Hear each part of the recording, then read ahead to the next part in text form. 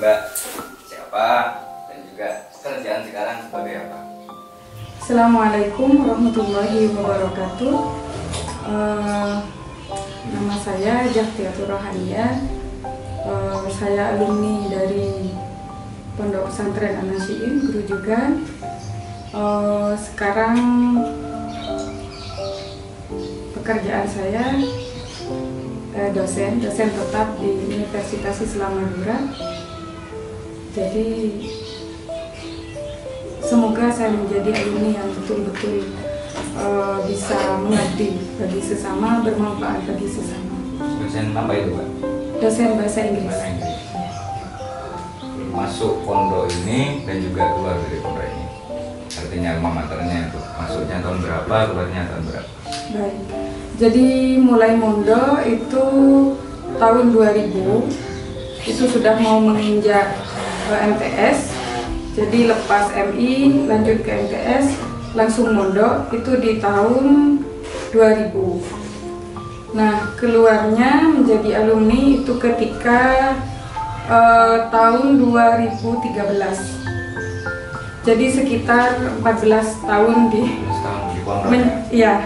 Lanjut ke 15 tahun. Begitu. Mungkin bisa diceritakan kronologi pertama, kenapa sih harus memilih mondok di Pondok Pesantren An-Nasyyin? Apa karena memang tuntutan orang tua atau keinginan sendiri? Betul. Baik. Jadi mondok itu memang sangat penting. Selain untuk menjaga diri kita sendiri, baik dalam mendalami akhlak, baik dalam bersosialisasi dengan sesama, itu semua butuh tata krama yang bagus. Jadi tidak semena-mena kita hidup, tidak. Namun semuanya kita butuh yang namanya sikap yang bagus, akhlak yang bagus, dan itu bisa kita dapatkan di pondok pesantren. Begitu kira. Kronologi pertamanya, apakah disuruh orang tua atau karena memang ikut teman mondok itu? Jadi mondok pertama memang keinginan, karena memang di sekeliling saya semuanya mondok, jadi saya pun juga berkeinginan untuk mondok sama dengan mereka, begitu Kiai. Jadi karena keinginan itulah orang tua juga menuruti keinginan tersebut untuk dimondokkan. Dan itu kita pilih di Pondok Pesantren An-Nasyyin, begitu Kiai. Selanjutnya, apakah pengalaman paling menarik dan paling tidak bisa dilupakan di Pondok Pesantren An-Nasyyin? Paling menarik dan tidak dapat dilupakan itu ketika saya menjadi hadam telem. Dan kenapa itu hal yang menarik bagi saya? Karena saya bisa ngabdi pada keluarga telem. Terus selain hal itu juga ada banyak hal yang tidak bisa kita lupakan selama ngaji kitab. Dulu masak bareng sampai hangus. Jadi itu hal yang tidak bisa kita temui di kehidupan lain. Begitu. Jadi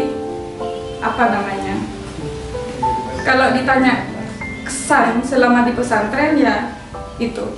Selain ketika proses belajar bersama di pondok pesantren, juga ketika ngabdi di Telem, juga itu bukan hal yang bisa ditukar dengan apapun. Jadi itu sangat berkesan bagi saya. Begitu. Untuk pandangan Mbak Jufti sendiri, percaya nggak adanya barokah? Percaya, 100% percaya. Kenapa itu, Mbak? Saya percaya barokah itu ada. Dulu, ini mohon maaf saya perlu cerita sedikit. Dulu itu ketika saya menjadi hadam di pondok itu sejak MTS kelas 2. Itu lanjut proses belajar, saya tidak terlalu fokus di pembelajaran karena waktu saya terbagi dengan banyak hal.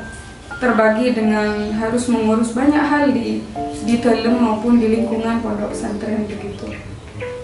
Nah, begitupun juga ketika saya kuliah. Kuliah saya harus bagi waktu. Saya harus berangkat pagi-pagi, harus jam 7 sudah harus berada di depan kelas. di perkuliahan itu. Namun karena memang saya menyadari bahwa saya hadam, yang harus saya prioritaskan dulu adalah keluarga dulu. Jadi waktu itu sempat saya sudah bisa ikut beberapa perkuliahan, dan itu tidak hanya satu kali, berhari-hari begitu. Tapi alhamdulillah waktu itu saya tidak kecil hati, tidak merasa bahwa saya menyesal berada di pesantren, tidak.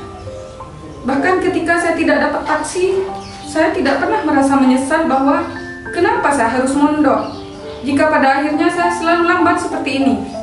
Saya tidak pernah menyesali itu.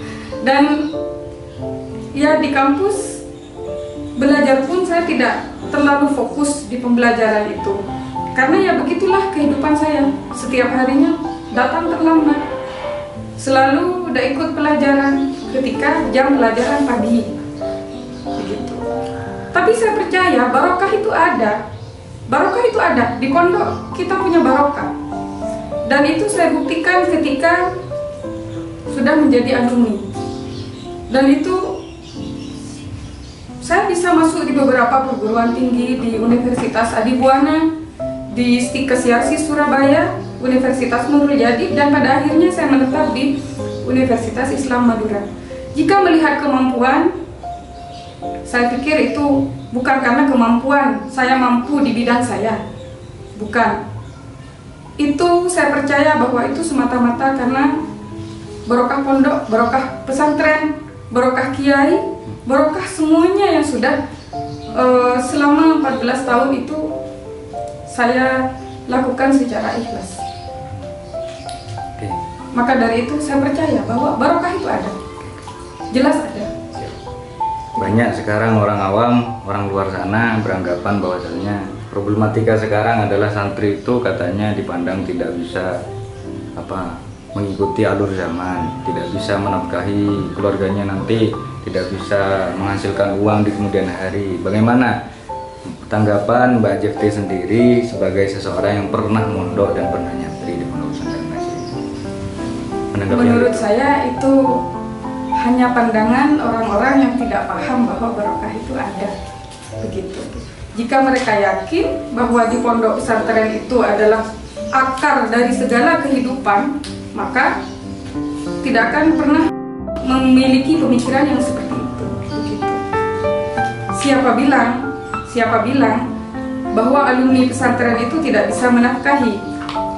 Jelas-jelas yang menjadi alumni pesantren itu adalah orang-orang yang menjadi orang yang terpandang, orang yang betul-betul dibutuhkan di masyarakat, orang yang menebar banyak manfaat di lingkungan kita, begitu. Jadi pendapat yang seperti itu saya pikir itu pendapat yang tidak percaya bahwa barokah itu ada. Nah, apa nih efek yang benar-benar Mbak Jefti rasakan tentang barokah itu ketika Mbak Jefti sudah keluar dari pondok? Barokah itu memang tidak berwujud ya, memang tidak berwujud seperti buku, seperti rumah yang besar, memang tidak ada wujudnya barokah itu. Tapi barokah itu bisa kita artikan dan bisa kita simpulkan barokah itu ada ketika itu sudah memberikan manfaat bagi kita semua setelah keluar dari pesantren. Jadi yaitu selama kita bermanfaat, itulah barokah yang kita dapatkan dari pondok pesantren. Artinya menjadi santri tidak harus menjadi kiai. Menjadi santri nanti lulusannya adalah manusia yang bisa menebar sebuah manfaat bagi sesama. Silahkan jadi apapun itu, jadi pengusaha kecil boleh, asalkan hati kita tetap bisa memberikan manfaat bagi yang lain. Ada bedanya dengan seseorang yang bukan santri, begitu Kiai. Kira-kira begitu pandangannya. Sebagai alumni Pondok Pesantren Nasim, sampaikan pesan untuk santri-santri An-Nasihin yang sekarang masih menempuh perjalanan mondok di Pondok Pesantren An-Nasihin? Kerasan di pondok, ayolah pupuk apa yang menjadi di pondok, apa yang menjadi pembelajaran di pondok, apapun itu, termasuk nyapu lantai, lakukan itu. Jika waktunya belajar, ya belajar. Jika waktunya tidur, silahkan tidur. Meskipun tidur, kalau di pesantren itu kita tetap dapat barokah, asalkan kita tidak mengganggu hal-hal lain, misalkan seperti mencuri, tengkar, itu tolong dijauhi. Begitu. Oke. Sebelum interview ini berlangsung, saya minta izin ke Umi waktu itu. Dan ketika Umi itu mendengar nama Jefti, seketika pula Umi itu ngasih foto di mana waktu Jefti itu memisah tengkar antara saya dengan Mas Aap. Itu artinya saya meminta Umi mungkin ada nggak sesuatu yang ingin disampaikan Umi ketika Mbak Jefti ini dulu waktu mondok.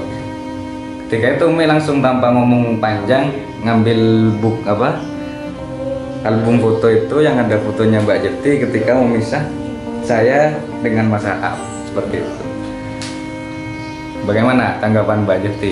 Dan mungkin ada kesan dan pesan jika diberi kesempatan untuk abu debu dengan Nyai dan juga Kiai, apa yang ingin disampaikan?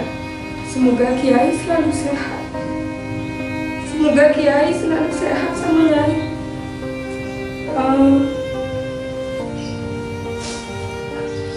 Entah, saya tidak ada yang bisa saya berikan balasan untuk pengasuh. Jadi hanya doa, semoga beliau selalu sehat, semoga beliau selalu sehat jiwa raga, dimudahkan segala urusannya. Tiap hari saya doa seperti itu. Jadi dulu saya betul-betul sayang sama Rawali, sama Raab, karena saya yang membersamai mereka. Beliau sebelum mondok, jelas sebelum mondok, sebelum beliau semua sudah ada di pesantren, beliau sama saya, sama teman-teman Adam yang lain, sama Lastri, sama Su. Jadi keseharian beliau sama saya, mau tidur juga saya yang nemani, saya yang gelus punggungnya, mau makan juga saya yang siapkan sayur-sayurnya. Juga ketika mau mandi, beliau sukanya kalau mandi itu ke sungai. Beliau suka sekali seram di sungai itu. Jadi segala hal saya yang siapkan.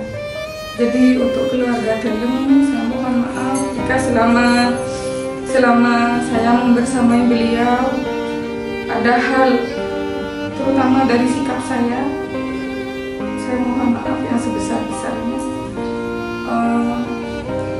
Saya dulu suka ngantuk, saya dulu suka ngantuk, suka tertidur di Delem. Jadi mohon maaf, saya Nyai mohon maaf atas segala sikap yang di luar kesadaran saya, mohon maaf Kiai. Semoga Kiai sama Nyai selalu sehat, keluarga Delem selalu sehat, selalu diberikan umur yang panjang, dimudahkan segala urusannya. Begitu Kiai.